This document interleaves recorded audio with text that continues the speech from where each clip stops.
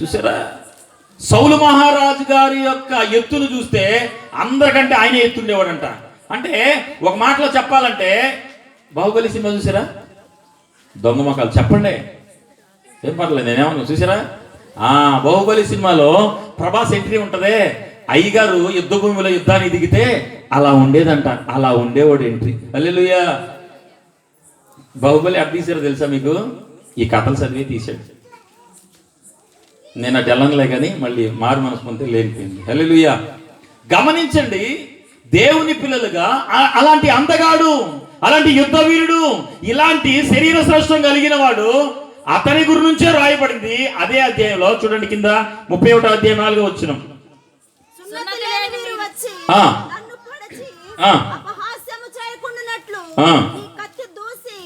దాని చేత నన్ను పొడవుమని తన ఆయుధములు మోయవానితో చెప్పగా అతడు భయము చేత ఇలాగు చేయనల్లకుండెను గనుక సౌలు తన కత్తి పట్టుకొని దాని మీద పడెను. చూసారా? సౌలు తన కత్తితో తానే పొడుచుకుని ఏమాడట, చచ్చిపోయాడట. ఎవరైనా ఇప్పుడే చదువుకున్నాం, యుద్ధవీరుడు, యుద్ధశూరుడు, శరీర సౌష్టం కలిగిన వాడు, అందచందం కలిగిన వాడు, ధనము పేరు ప్రఖ్యాతలు కలిగిన వాడు, ఇశ్రాయేలీలను ఏకదాటిగా 40 సంవత్సరాలు ఏలిన రాజు ఈయన. 40 సంవత్సరాలు ఏలాడు, మధ్యలో ఎవడూ లేడు ఇంకా. అలాంటి రాజు తన కత్తితో తానే పొడుచుకొని చచ్చిపోయాడంట. ఏమంత కర్మండి? చూసారా? మరణం ఎలా ఉంది? ప్రారంభం ఎలా ఉంది? బ్రహ్మాండంగా ఉంది. ముగింపు ఎలా ఉంది? దరిద్రంగా ఉంది, దరిద్రంగా ఉంది. ఈ రోజున వాక్యాన్ని వింటున్న దేవుని పిల్లలు, నీ ప్రారంభం ఎలా ఉందో నాకు తెలియదు కానీ ముగింపు మాత్రము భయంకరంగా ఉండబోతుందేమో, జాగ్రత్త. నీ భక్తి జీవితాన్ని బట్టి, నీకున్న స్థితిని బట్టి నీ మరణం ఎలాగ నీ దగ్గరకు వస్తుందో నీకు తెలీదు. ఏ రోజు నిన్ను మరణం ఆవరిస్తుందో నీకు తెలీదు. చూడండి, పోయిన సంవత్సరం నీ జీవితంలో ఒక వ్యక్తి ఉండొచ్చు, కానీ ఈ సంవత్సరం ఉన్నాడా? పోయిన సంవత్సరం నీ రక్త సంబంధికులు ఉన్నారు, ఈ సంవత్సరం ఉన్నారా? ఇప్పుడు ఉన్నారా? అర్థమవుతుందా? అంటే వారి మరణం ఎలా వచ్చిందో వారికి తెలీదు, నీ మరణం కూడా నీ దగ్గరికి ఎలా వస్తుందో నీకు కూడా తెలీదు. అందుకని దావీదు జ్ఞాపకం చేస్తా ఉన్నాడు ఈ రాత్రి దేవుని సన్నిధిలో, అయ్యా నా మరణం ఎలా ఉంటుందో నాకు చెప్పయ్యా అన్నాడు. ఇప్పుడు చెప్పండి, దావీదుని అడిగితే దావీదు అన్నాడు, సౌలు మహారాజు గారి యొక్క మరణాన్ని నేను దగ్గర నుంచి చూశానయ్యా, అందుకే రేపొద్దున నా మరణం ఎట్లా ఉంటుందో నాకు తెలియదు. అందుకే దేవుని సన్నిధిలో ఏం చేస్తాడంట, ప్రార్థన చేస్తాడంట, అయ్యా నా మరణం ఎట్టుందో నాకు చెప్తే, ఒకవేళ సౌలు లాగా భయంకరంగా ఉంటే నా భయంకరమైన మరణానికి కారణాలేంటో తెలుసుకొని నన్ను నేను సరి చేసుకుంటాను, నాకు చెప్పయ్యా అని దేవుని సన్నిధిలో దావీదు ప్రార్థన చేస్తా ఉన్నాడు. ఈ రాత్రి వాక్యాన్ని వింటున్న దేవుని పిల్లలు ఒకసారి చెప్పండి, నీ మరణం ఎలా ఉంటుందో నీకు తెలుసా? నీ మరణం ఎప్పుడు వస్తుందో నీకు తెలుసా? మరి మరణం ఎప్పుడు వస్తుందో తెలీదు. ఇంతలోనే కనబడి అంతలోనే మాయమయ్యే ఆవిరి వంటిదిరా ఈ జీవితం. పాటలు భలే పాడతారు, పాటలు బాగా పాడతారు. అర్థమైందా? మారు మనసు పొందామంటే నేను వచ్చే సంవత్సరం పొందుతా, నేను వచ్చే సంవత్సరం బాప్తిజం తీసుకుంటా, ఈ ఒక సంవత్సరం ఏమేళకి పెట్టాలా? ఇప్పుడే అంటే కదా. ఏమని చెప్పండి, ఏమని?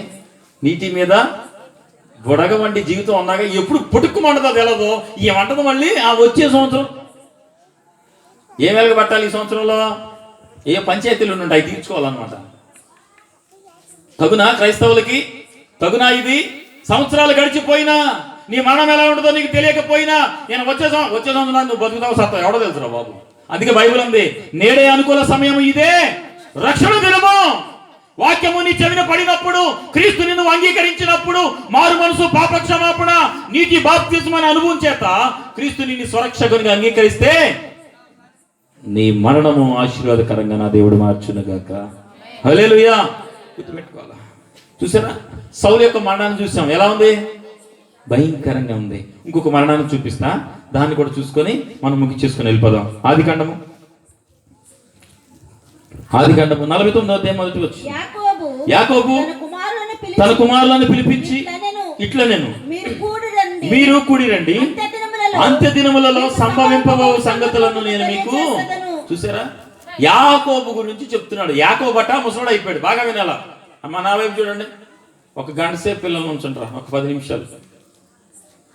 యాకోబు తన పిల్లలంట పిలిచి, యాకోబు ముసలోడు అయిపోయాడు, ఇంకా చచ్చిపోవడానికి దగ్గరకు వచ్చాడు. దగ్గరకు వచ్చినప్పుడు యాకోబు తన పిల్లలందరినీ పిలిచాడంట. మనం కూడా ముసలోళ్ళం ఇక రేపేళ్ళుండి చచ్చిపోతాం అనుకున్నప్పుడు మనం పిలుస్తాం లేదా? అందరినీ చెప్పాలా? పిలుస్తావు లేదా?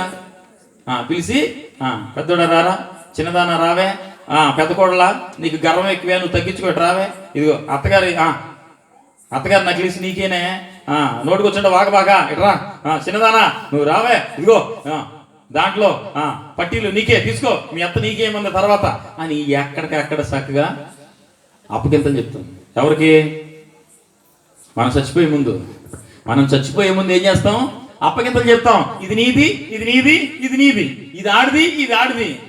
కానీ మన పితరుడైనటువంటి యాకోబు తన పిల్లలందరినీ ఆఖరి దినాల్లో పిలిచి ఏం చెప్తున్నాడు తెలుసా? ఏం చెప్తున్నాడట? అంత్య దినాలలో సంభవింపబోవు సంగతులను మీకు చెప్తారండి అన్నాడు. ఆస్తులు పంచుతాను రమ్మనలా.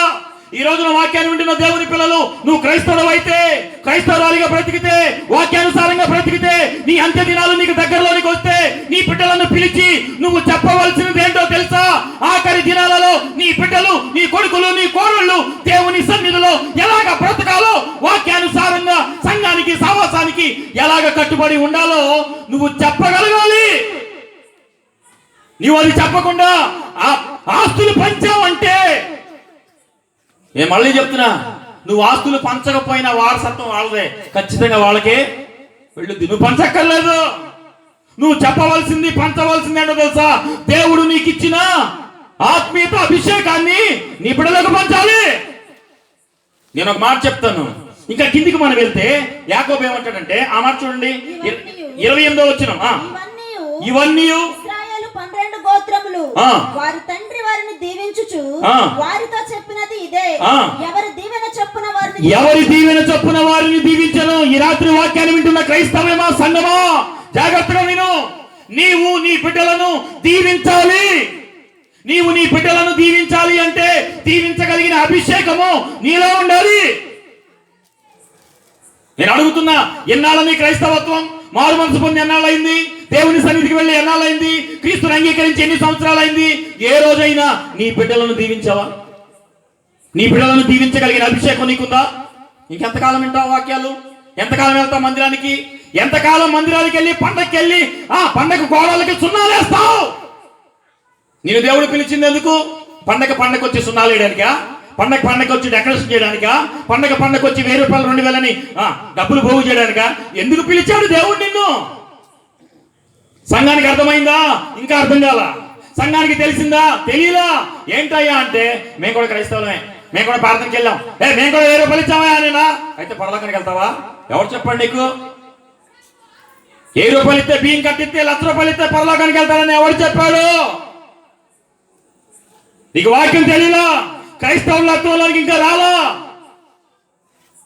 యాకోబు అంత్య దినాలలో తన బిడ్డలను పిలిచి ఏం చెప్తాడు తెలుసా? అంత్య దినాలలో సంభవింపబోవు సంగతులను చెప్పాలి. తల్లులైన వారు, తండ్రులైన వారు యవన కాలంలో బిడ్డలను దగ్గర కూర్చోబెట్టుకో. చెప్పాలద్దా? ఎవరికారంటరా? చెప్పాలద్దా? ఏం చెప్తామయ్యా, వాళ్ళే తెలుసుకుంటారు.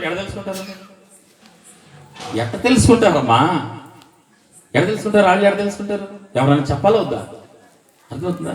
దేవుని పిల్లలుగా అంత్య దినాలలో నీ బిడ్డలకు దేవునిని పరిచయం చేయదు కాక, నీ తర్వాత తరానికి భక్తి జీవితాన్ని అలవాటు చేయాలి. దేవుని సన్నిధిలో, సంఘములో ఈ రోజున నువ్వు ఒక బాధ్యత కలిగిన స్థితిలో ఉన్నావు. నీ తర్వాత తరం కూడా దేవుని సన్నిధిలో బాధ్యత వహించుదురు గాక.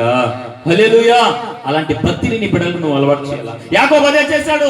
అంత్య దినాలలో తన బిడ్డలను పిలిచి ఆశీర్వదించాడు. నువ్వు ఆశీర్వదించావా? మనం ఆశీర్వాదం కాదు, పుట్టినరోజు నాడు పుట్టింటోళ్ళనే, అయినోళ్ళనే, వాళ్ళనే, వీళ్ళనే, ఊరోళ్ళందరూ పిలిచి ఇలాంటి పెద్ద స్టేజ్ చేసి పెద్ద కేక్ తెచ్చి లైట్లు పెట్టి డీజేలు పెట్టి ఏకపోతును కోసి, లేదా ఏసురక్తం వేయం ఒక గేదనే వేసేసి మొక్కలో ముడుసులు పెట్టి ఆ బుడ్డోని పిలిచి ఆడికి ఒంటి నిండా బట్టలేసి నగలేసి కేకు కట్ చేస్తారు. ఎన్ని చేస్తారు తప్ప వాకింగ్ చేయడానికి పాస్టర్ గారిని ఇన్ని చేసి ఏమంటారు తెలుసా? పాస్టర్ గారు 5 నిమిషాల్లో ముగియాలి నువ్వు. 5 నిమిషాల్లో ముగిపోతే బువ్వ చల్లారిపోతే వచ్చిన వాళ్ళకి బీపీలు ఉన్నాయి. తోలు తీయాలి అసలు క్రైస్తవుల్ని. ఇంత చేసింది బిడ్డకి ఆశీర్వాదం కొరకు కాదా? ఇంత చేసింది బిడ్డకి దీవెన కావాలని కాదా? దేని చేశావు నువ్వు? డబ్బుందనే? ఏమర్థమైంది నీకు? అంతా చేస్తారు. తల్లిదండ్రులు ఇద్దరు కలిసి మోకరించి బిడ్డను మాత్రం దీవించరు. క్రైస్తవమా నేర్చుకో. ఒక తల్లిగా తండ్రిగా దేవుడు నీకు గర్భఫలం ఇచ్చిన తరువాత నీ బిడ్డలను దీవించగలిగిన అధికారం దేవుడు నీకు ఇచ్చాడు. మనం ఏమంటాం తెలుసా? బిడ్డల్ని దీవించం. సచ్చినోడా పనికి మళ్ళోడా సావర సచ్చినోడా. ఎవరు? పిల్లలు పుట్టకపోతేనేమో గర్భఫలం కావాలని ఏడ్చేది ఈయకే. ఆడు పుట్టిన తర్వాత మాట వినకపోతే శాపనార్థాలు పెట్టేది కూడా. జ్ఞానం ఉందా నీకు? ఏం మాట్లాడుతున్నావు తెలుస్తుందా? అనొచ్చునా అలాగా నీ బిడ్డల్ని? గర్భఫలం లేక ఏడ్చేవాళ్ళు ఏడుస్తున్నారు. దేవుడు కనికరించి నీకు గర్భఫలం ఇస్తే శాపనార్థాలు పెడతావా? తప్పు కదా. చూసారా? క్రైస్తవత్వం అంటే బాగా చెప్తున్నాను వినండి.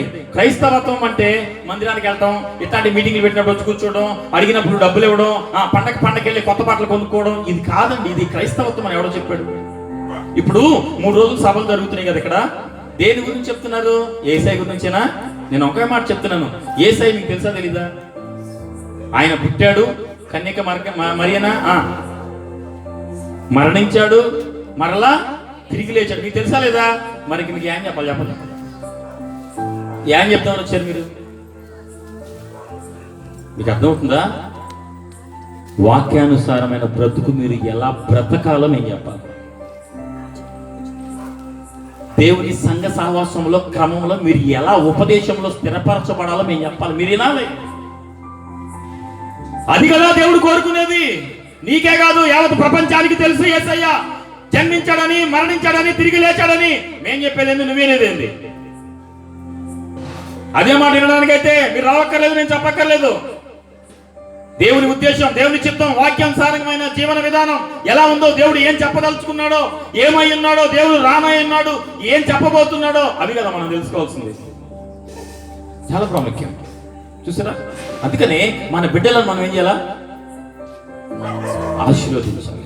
ఆశీర్వదించే తల్లిదండ్రులుగా ఉండాలి. ఆఖరి మాట చెప్తాను చూడండి. ఎవరు దీవెన చొప్పున వారిని దీవించాను. 49:33.